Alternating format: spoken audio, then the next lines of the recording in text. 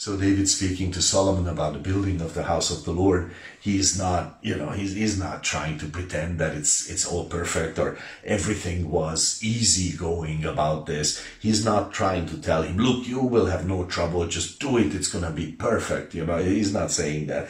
He's saying in 1 Chronicles 22:14, now behold, in my trouble, I have prepared for the house of the Lord 100,000 talents of gold and 1,000 talents of silver and brass and iron without weight, for it is in abundance. Timber also and stone have I prepared, and you may add to it. So he's basically saying to his son, look, my son, in my trouble I have done this, which means, well, the word is like trouble, misery, misfortune. So David is talking about, look, this wasn't perfect in the sense that it wasn't easy. I wasn't just relaxing and doing this, I wasn't, my hammock wasn't hanging between two palm trees and just swinging my legs and the whole thing just kind of came together. No, David is saying, look, I had to fight wars. I was dethroned. I had all this stuff happen to me. And yet, look at this, so much gold, so much silver, so much brass, so much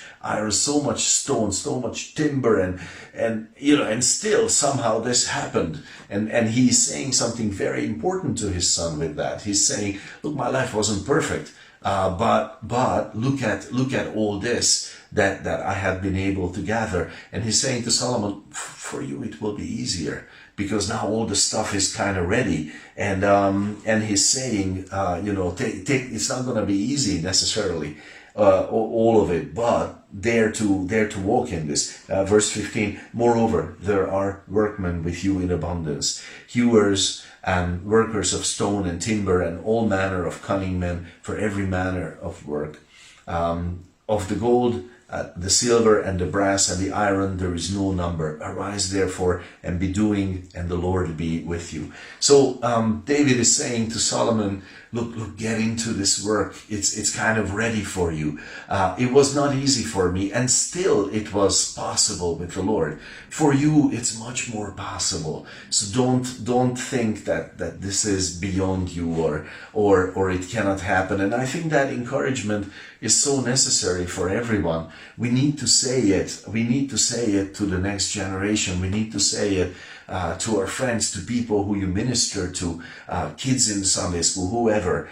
Because before this, in verse 13, he said, then shall you prosper if you take heed to fulfill the statutes and the judgments of the Lord charged that the Lord charged Moses with concerning Israel.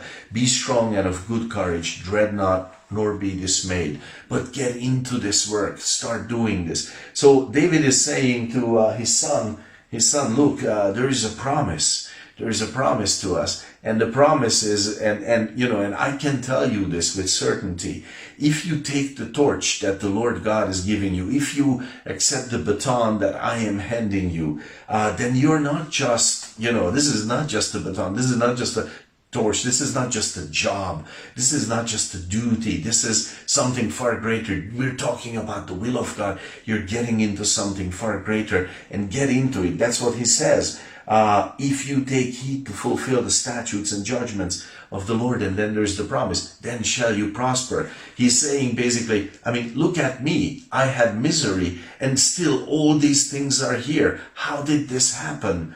And the answer is, all the artisans, all the materials, everything is here.